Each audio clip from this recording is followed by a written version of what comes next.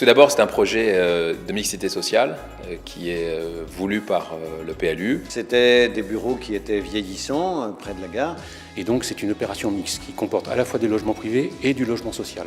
Et ça suppose effectivement une maturation du projet un tout petit peu différente que l'opération sur la route Constantine.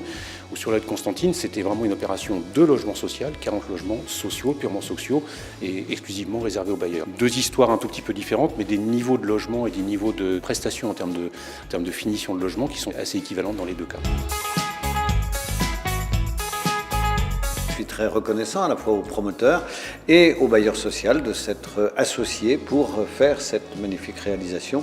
L'architecture est tout à fait à la fois simple et remarquable et la conception des logements est aussi très agréable. Assez naturellement, nous nous sommes rapprochés de l'OGEO pour pouvoir acquérir une partie de cette résidence-là pour y faire du logement social.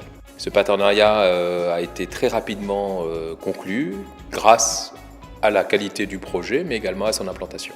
La politique de développement territorial de l'OGEO-Seine-Estuaire, c'est d'être à proximité des bassins d'emploi qui sont soit en développement, soit en pleine mutation.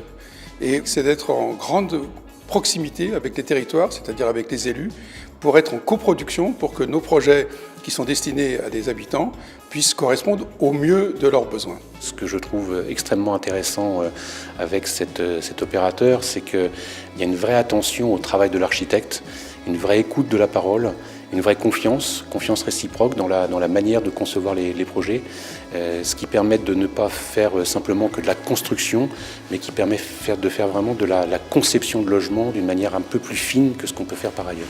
L'Ouest rouennais est aujourd'hui le quartier du développement. Ça nous permet effectivement d'avoir une ville qui peut préparer l'avenir.